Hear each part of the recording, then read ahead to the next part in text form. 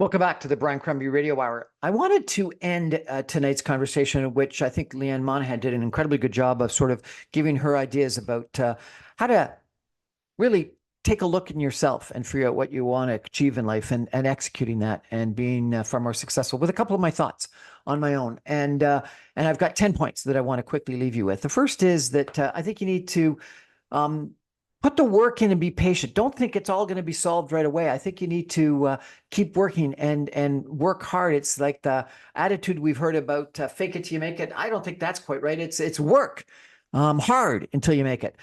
In my first job after my master's, I worked for the Walt Disney Company in Los Angeles, and I had a boss that came in to my office, and he had a poster of Andrew Agassi, who was one of the top tennis players at the time, giving a serve, and it said Agassi dominates. And he wrote on it, he crossed out Agassi, and he put Crombie. He says Crombie dominates the numbers. And his point was that I needed to work hard and dominate one thing, the numbers. And then I could have more success. And it motivated the heck out of me because I looked at that sign on a regular basis and thought about me dominating the numbers. And I knew the numbers better than anybody.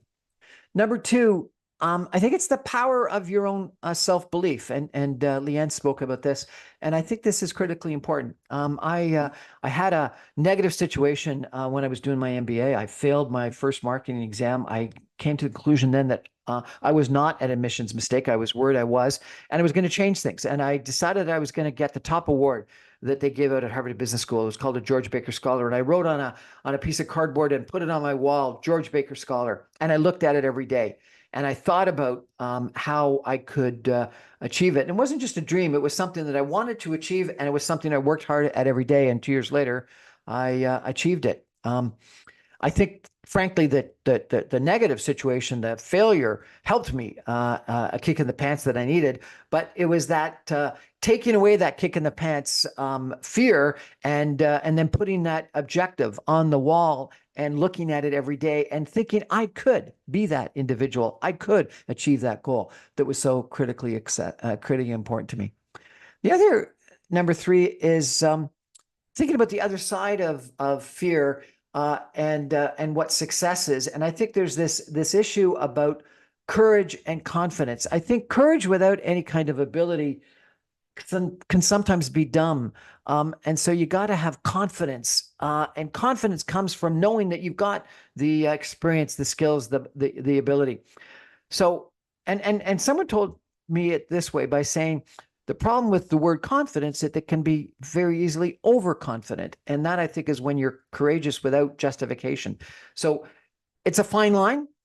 And I think you've got to be confident without being overconfident, which I think comes from knowing that you've got the skills, knowing that you got the background, knowing that you got the experience, knowing that you got the abilities and effort that you're going to execute on, such that you can go courageously with confidence into that situation. So I think it's an important line that you got to think about being confident, but not being overconfident, such that you've got to have that confidence based on who you are and what you're all about. That said, I do think that people are too worried about failure. And failure is the key to success. You learn from failures. You don't necessarily learn from successes. Successes can sometimes lead to overconfidence. And so therefore, fail your way to success, I think, is key. Don't be afraid from it. Jimmy Pattison, who I used to work for, used to say, there's no failure as long as you learn from it. And so that if you make a mistake, make sure you learn from it and you tell me about it. Otherwise, then that's a big problem. So no failures, no mistakes, unless you don't learn from it. And I think that that's key. You don't get back lost time. I think this is important. We waste time on social media. We waste time on work that doesn't move the needle. We waste time on things that are appearingly urgent, but aren't, emergencies that aren't. And so I think that old adage of think about what's strategic and important rather than just what's urgent that you've got to deal with is critically important, because time is that scarce resource that we need to ensure that we use very wisely.